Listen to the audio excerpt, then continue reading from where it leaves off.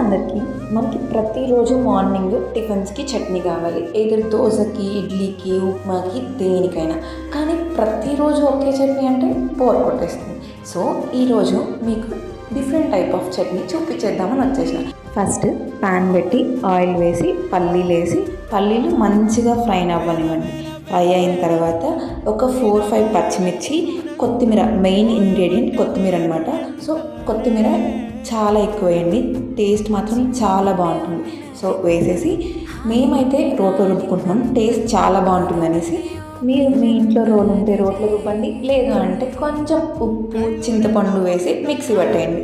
Chutney taste మాత్రం చాలా బాగుంటుంది రోట్లో రుబ్బితే when compared to mixie. Fine paste చేసుకునేది అక్కడ వీడియోలో చూపించినట్టు.